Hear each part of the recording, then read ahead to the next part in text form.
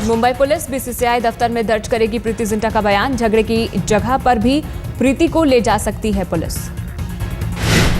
सूत्रों के मुताबिक अपने घर में बयान दर्ज करना चाहती थी प्रीति जिंटा। मुंबई पुलिस मामले में कई लोगों का दर्ज कर चुकी है बयान। आईपीएल के सीओओ सुंदर रमन का भी बयान दर्ज। सुंदर रमन ने पुलिस को दिए बयान में कहा था, प्रीति ने अपने साथ बदसलूकी की घटना का किया था जिक्र। प्रीति ने अपने पुराने दोस्त नेस वाडिया पर लगाया है बदसलूकी का आरोप। मरीन ड्राइव थाने में दर्ज है मामला।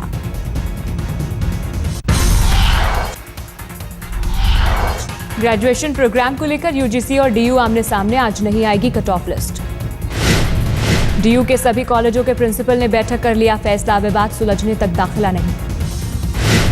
जब तक अनएम्बिगुअस गाइडलाइंस नहीं दी जाती कॉम्पिटेंट अथॉरिटी द्वारा, तब तक हम एडमिशन प्रोसेस को डेफर करते हैं। डीयू के एग्जीक्यूटिव काउंसिल के सदस्य आदित्य नारायण मिश्रा देंगे धरना। यूजीसी के फैसले से नाराजगी। ग्रेजुएशन कोर्स पर जारी तनातनी के बीच यूजीसी ने की बैठक। नहीं पहुंचा दिल्ली यूनिवर्सिटी का कोई नुमाइंदा। बैठक के बाद यूजीसी अपने फैसले पर कायम। कहा, डीयू में 3 साल का कोर्स हो, 4 साल का प्रोग्राम खत्म हो। विवाद में यूजीसी के साथ आई केंद्र सरकार। मानव संसाधन विकास मंत्री स्मृति ईरानी ने कहा, यूजीसी की गाइडलाइन माने डीयू। 4 साल के कोर्स के विरोध में दिल्ली यूनिवर्सिटी के कई प्रोफेसर जंतर मंतर पर किया प्रदर्शन। यूजीसी के फैसले पर छात्रों ने भी जताई खुशी, लेकिन विवाद की वजह से अधर में लटका भविष्य।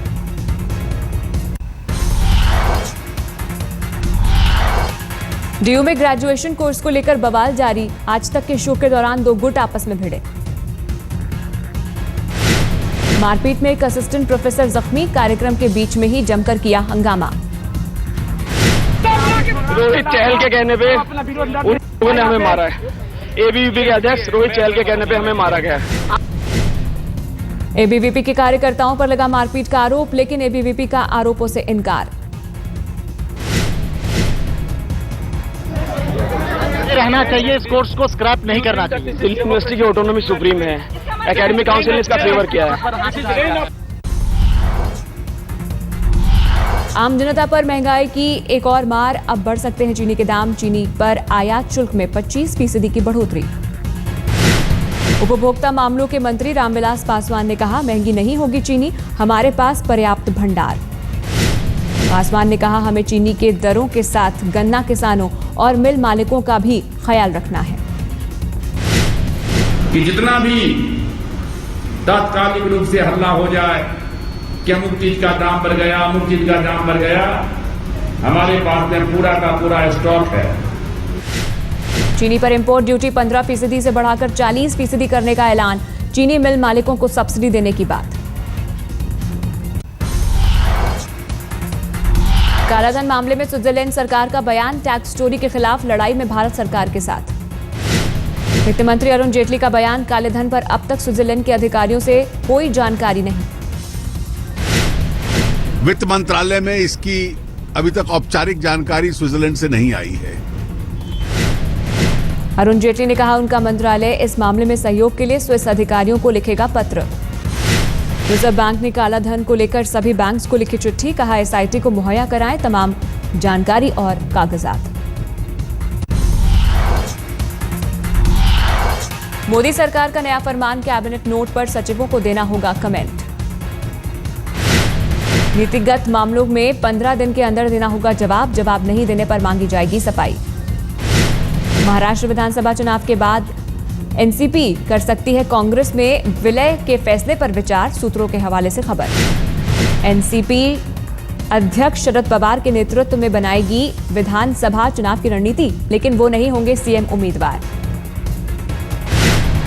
आज रेल मंत्री से मिलेंगे मुंबई थाने के बीजेपी और शिवसेना के सांसद। लोकल का किराया बढ़ाए जाने के फैसले पर होगी बात।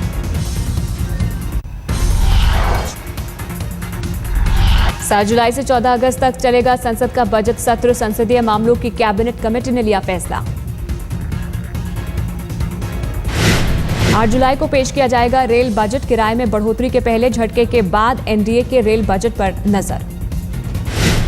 9 जुलाई को सामने आएगा देश के आर्थिक हाल का आईना, संसद में पेश होगा आर्थिक सर्वे। 10 जुलाई को पेश किया जाएगा आम बजट, मोदी सरकार के पहले बजट पर रहेगी देश की नजर। बजट में मोदी सरकार से जनता को उम्मीदें, राष्ट्रपति से मंजूरी मिलने के बाद तारीखों का औपचारिक ऐलान। पार्टी और संगठन में बेहतर तालमेल बनाने में जुटी बीजेपी, डिनर पार्टी का आयोजन। सूत्रों के मुताबिक बीजेपी का सभी मंत्रियों को डिनर पर आमंत्रण, पार्टी के पदाधिकारी और वरिष्ठ नेता भी होंगे शामिल। हरियाणा के फतेहाबाद में मुख्यमंत्री भूपिंदर सिंह हुड्डा की सभा में हंगामा, टिकट की दावेदारी पर भिड़े 2 गुट।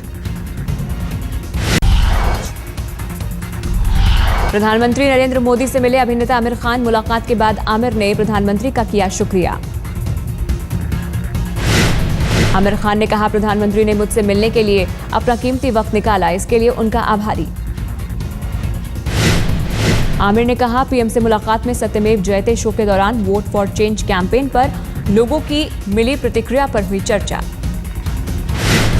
आमिर खान के मुताबिक पीएम ने दिलाया भरोसा, शो के दौरान उठाए सभी मुद्दों पर वो देंगे ध्यान।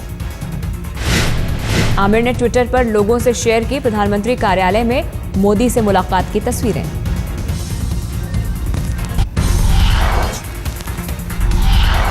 एमपी में व्यापम घोटाले पर सियासत, राज्य के परिवहन मंत्री ने सीएम के बचाव में जारी की नियुक्त आरक्षकों की सूची। परिवहन मंत्री भूपेंद्र सिंह का दावा, राज्य से बाहर का नहीं है एक भी आरक्षक। कांग्रेस प्रवक्ता के मिश्रा ने किया हमला, बोले मेरे पास पर्याप्त सबूत। कि मैंने नहीं मानहानि के दावे की प्रतीक्षा कर रहा हूं। मुझे कानून पर विश्वास है और मैं वो साबित कर दूंगा जो मैंने कहा है। और मुख्यमंत्री जी से यह भी प्रार्थना करना चाहूँगा कि मैं 1-2 दिन में एक मुद्दा और बड़ा उठा रहा हूँ जिसमें माननीय मुख्यमंत्री जी का हस्ताक्षर है। कांग्रेस महासचिव दिग्विजय सिंह ने किया ट्वीट, कहा मानहानि का दावा करें सीएम, उनके फैसले का स्वागत है। शिरडी के साईं बाबा पर शंकराचार्य स्वरूपानंद सरस्वती का विवादित बयान, कहा शिरडी साईं की पूजा ना हो। शंकराचार्य स्वरूपानंद ने कहा, हिंदू मुस्लिम एकता के प्रतीक नहीं है साईं, नहीं होनी चाहिए पूजा। शिरडी साईं बाबा हिंदू मुस्लिम एकता का प्रतीक है, यही ना? तो ये तब प्रतीक होता जब उसको हिंदुओं के साथ साथ मुसलमान भी मानते। मुसलमान उसको मानते नहीं है, तो हमें क्यों माने? साईं बाबा संस्थान शिरडी के पूर्व ट्रस्टी अशोक खंबेकर ने कहा, शंकराचार्य स्वरूपानंद के बयान से दुखी हूं। सभी धर्म के लोग दर्शन के लिए आते हैं। यहाँ खाली हिंदू ही दर्शन के लिए नहीं आते, तो हिंदू, मुस्लिम, सिख, ईसाई सभी धर्म के लोग यहाँ पे दर्शन के लिए आते हैं। मुंबई के कैंपा कोला में बीएमसी की कार्रवाई, आज दूसरे दिन भी काटे जाएंगे गैस, बिजली और पानी के कनेक्शन। अवैध इमारतों के बिजली, पानी और गैस के कनेक्शन काटने में लगेगा 3 दिन का वक्त, सोसाइटी के लोग नहीं करेंगे विरोध। कैंपा कोला में कल बीएमसी के हर विभाग की 4-4 टीमें रही मौजूद, आज बढ़ाई जा सकती है संख्या। गैस, बिजली और पानी के कनेक्शन काटे जाने के बाद होगी आगे की कार्रवाई, अवैध इमारतों को गिराया जाएगा। महाराष्ट्र के सीएम पृथ्वीराज चव्हाण ने कैंपा कोला में रहने वालों को दिया भरोसा, कहा होगी हर संभव मदद।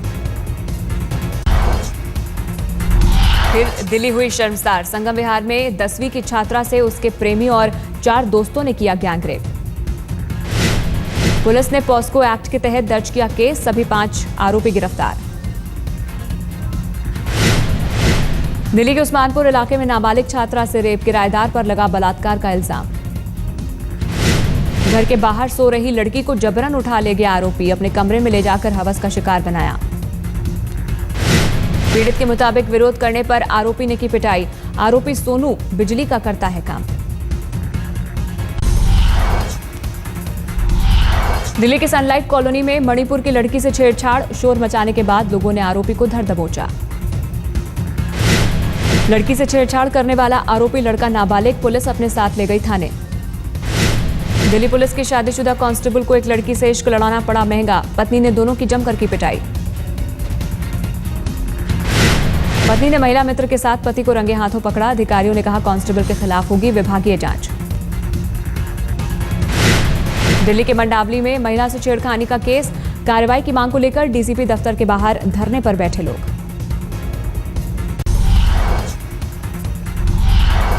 बदायूं केस में शक के घेरे में लड़कियों का परिवार, सूत्रों के मुताबिक लड़कियों के मां बाप के बयान में अंतर। लड़की के घर वालों का भी हो सकता है पॉलीग्राफी टेस्ट, सीबीआई ने कोर्ट से मांगी इजाजत। आज से शुरू होगा सभी 5 आरोपियों का टेस्ट, 3 दिन तक नार्को और पॉलीग्राफी टेस्ट कराएगी सीबीआई। यूपी के चंदौली में महिला से गैंगरेप, 2 लोगों ने अगवा कर किया वारदात। पीड़ित का आरोप कुछ दिन पहले एक आरोपी की भतीजी की हुई थी लापता, महिला पर था शक, उसी का बदला लेने के लिए किया गैंगरेप। ग्रेटर नोएडा में ढाबा मालिक की गोली मारकर हत्या, नाराज लोगों ने जमकर किया हंगामा।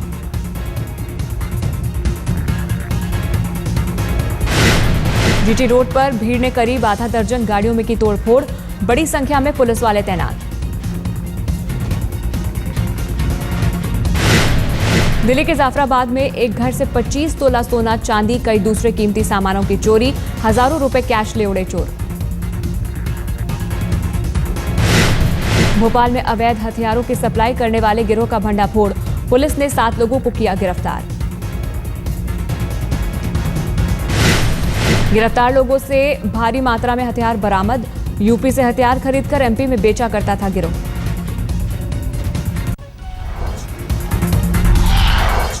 दिल्ली के करावल नगर में गत्ता फैक्ट्री में भीषण आग, लाखों का माल जलकर खाक। 4 मंजिला इमारत में धू कर तेजी से फैली आग, हादसे के वक्त फैक्ट्री में कोई नहीं था मौजूद।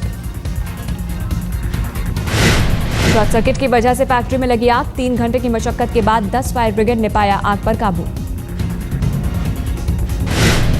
जम्मू कश्मीर के सोपोर में 18 घंटे तक चला एनकाउंटर, लश्कर कमांडर समेत 2 आतंकी ढेर।